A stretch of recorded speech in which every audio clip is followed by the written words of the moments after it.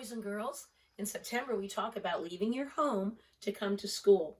This is one of my very favorite books about home. It's called The Very Best Home for Me. As you can tell, it's very old, but one of my favorites by Jane Werner Watson. Once upon a time, in a small house deep in the woods, lived a lively family of animals. There was Miss Kitty and Mr. Pup, Brown Bunny, Little Chick, Fluffy Turtle, Pokey Squirrel, and Tweeter Bird. Each had his own little chest and his own little bed and chair, and they took turns cooking on their little kitchen stove. They got along nicely when it came to sharing toys and being quiet at nap time and keeping the house neat, but they could not agree on what kind of food to make. When Miss Kitty cooked, they had milk and catnip tea and little bits of liver on their plates. Pup didn't mind the liver, but the rest were not happy at all. They didn't like it any better when Pup served bones when it was his turn, nor Bunny's carrots, and Tweeter's tasty worms, or Turtle's ant eggs, or Squirrel's nuts. When Bunny fixed the meal, she arranged lettuce leaves and carrot nibbles with artistic taste, but only Tweeter the bird would eat any of those. And when Tweeter served worms and crispy, chewy seeds, only Little Chick would eat those. And Little Chick liked bugs and beetles even better. Pokey Turtle would nibble at them, but what he really hungered for was tasty ants' eggs. Fluffy Squirrel wanted nuts and nuts and nuts. Without his sharp teeth and firm paws, the others could not get a nibble from a nut, so they all went hungry when Fluffy got the meals. Finally, they all knew something must be done. They gathered around the fire one cool and cozy evening and talked things over. "The house for me," said Mr. Pup, "is a place where I can have bones and meat every day." "I want milk, and I want liver, instead of bugs and seeds," said Miss Kitty.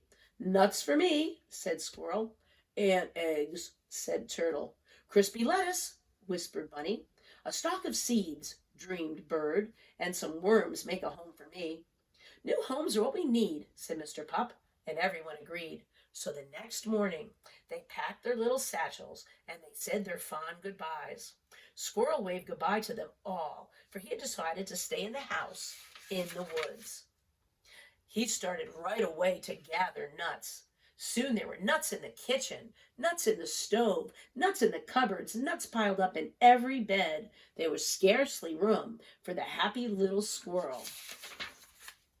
The others hopped along till they came to a garden with rows and rows of tasty growing things.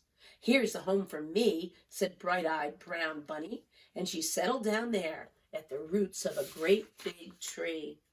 Little Chick found a chicken yard full of lovely scratchy gravel where lived all kinds of crispy, crunchy bugs.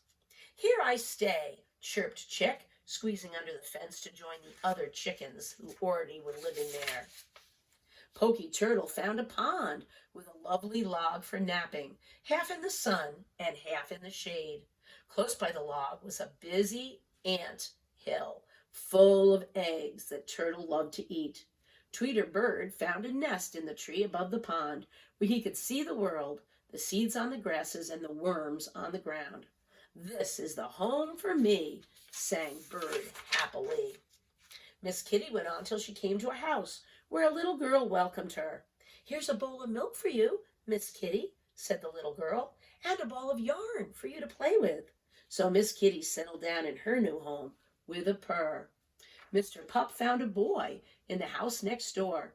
The boy had a bone and some meat for Pup, a bed for him to sleep in, and a handsome collar for him to wear. "Whoop, whoop, whoop, whoop," barked Pup. "This is the home for me." And that night, each one said as they went to sleep, "At last, I found the very best home of all, the very best home for me."